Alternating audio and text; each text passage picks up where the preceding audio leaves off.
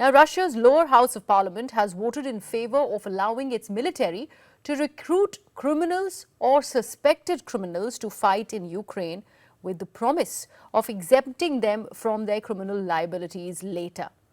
And with the initial backing to the legislation that's been given by the parliament, the defense ministry will now be able to sign contracts with suspected or convicted criminals to fight in Ukraine. Now remember, Russia has suffered heavy losses now, 15 months into the war, and is trying to recruit more troops. Previously, the Wagner mercenary group was allowed to recruit its fighters from Russian prisons to fight in Ukraine, but it says it has stopped the practice from February onwards. Russia's lower house of parliament says it's voted to give its initial approval to legislation that, if enacted, would allow its military to recruit criminals or suspected criminals to fight in Ukraine, with the promise of exempting them from their criminal liabilities later. Russia's suffered heavy losses now 15 months into the war and is trying to recruit more troops. This is the road through several villages in Ukraine's Donetsk region, which were recently retaken by Ukrainian forces. Reuters journalists following the path of Ukraine's counteroffensive has found it littered with destroyed Russian hardware. Previously, the Wagner mercenary group was allowed to recruit its fighters from Russian prisons to fight in Ukraine, but it says it stopped the practice in February. On Wednesday, its leader, Yevgeny Prigozhin, said Wagner had 20,000 of its mercenaries killed in action. And in a rare display of defiance, rejected a demand from President Putin that his own Wagner fighters sign contracts with the defense ministry. Prigozhin's in a very public feud with Russia's military brass and calls such contracts, quote, the path of shame. Putin says the contracts are necessary to allow all Russian fighters in Ukraine to receive social support, such as payments to families if one is killed. But it's also widely seen as a way to assert control over the mercenary outfit. Let me now bring in on this live stream a very special guest who's joining us from Ukraine, Valentin Yakushik, who's the chairman, supervisory board of Ukrainian Institute of Politics, is with us.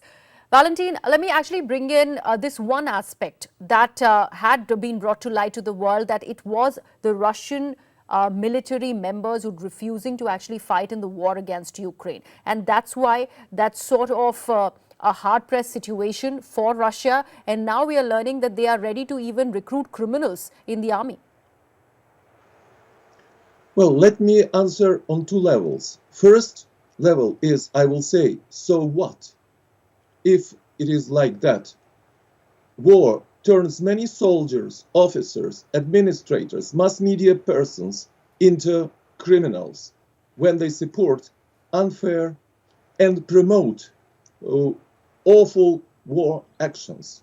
And on the other side, many imprisoned persons, some of them were imprisoned illegally or on immoral charges, they may become real kshatri in Indian tradition, real warriors, supporters of correct policies, if there are such correct policies. In this case, I would say that the Indian Prime Minister was criticizing, first of all, the military actions when there is an unprovoked war.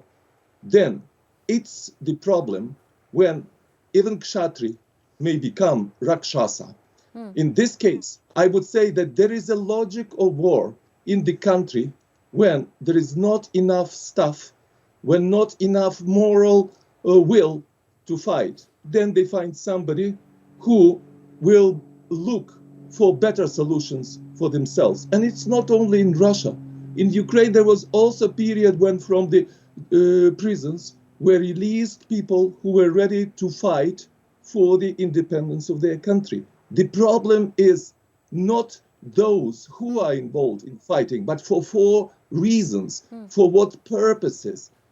Russia now in the crisis, moral crisis, administrative crisis, and there must be change of the policies of Russia, internal and external. But also there is another aspect when somebody wants to use this awful situation, which looks to me as a repetition of Indian historic event of uh, of Kurukshetra battle between two friendly, two closest relatives. So if somebody wants to destroy Russian state, to dismantle it, then there will be more and more of those who have moral basis for this. At this point, it's necessary to stop the war, not to continue to let Ukraine to be reintegrated, to be a pluralistic and democratic state. And the same for Russia. Yes. Both nations need to have fair solution of this really unfair, awful situation, which was provoked in February last year by awful decision of Russian leadership. So, Valentin, what must be done here? Because here in this case, when we present this news of criminals or criminals who are liable for very, very severe punishments, they being recruited in the Russian army, they also are recruited with the promise of getting absolved from their sentences, from their liabilities, from their criminal liabilities. And that's how serious this concern gets. In that regard, anybody with that morality aspect, the moral standards, cannot really be gauged with that, because obviously they would be hell-bent on getting rid of their criminal liabilities and their statements. So why not go ahead and fight the war? And that way there can be an increase in the, obviously the number will not be that much, but how is the war actually going to stop when Russia is looking for opportunities such as this one? By hook or crook, they want to continue with the war. Well, first of all, I think the problem of moral basis of the military people doesn't lie in the fact that somebody was imprisoned. From experience of my own family, I know when the troops, Russian troops who were entering cities near Kiev, they were looting the properties of Ukrainian citizens, of businessmen at the same. They were not criminals, but they turned into criminals. This is the issue. And my appeal is to Indians and other humanistic nations. What can be done in order to stop present and possible future looting of the properties and involving unfair policies towards the civilian population? Those who fight, irrespective whether they imprisoned or not, they must be kept under control, moral control, organizational control, legal control. And it's not only deals with Russians or Ukrainians.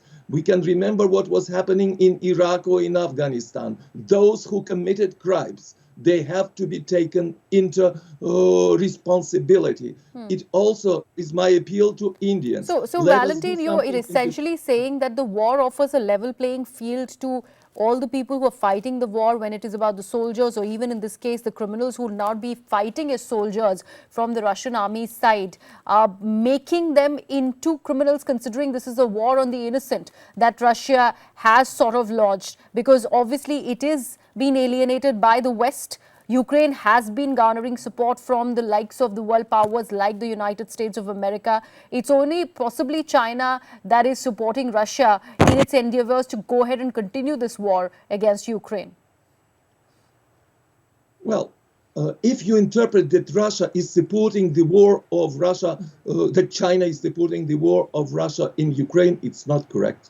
China has the same positions as India, supporting peaceful solution of the present awful situation. My appeal is look at the core, not at the side effects of the war when criminals are involved into the army. We need to find way out for the survival of both Ukrainian nation and Russian nation, and not to act according to the Kurukshetra logic, when the more and more powerful weapons were used, given by gods and demons. So we are at the same situation now, when more and more powerful weapons can go into the action. So humanistic action is necessary. Please pay attention to this, not to the just side effects, smaller things which you mentioned in the beginning.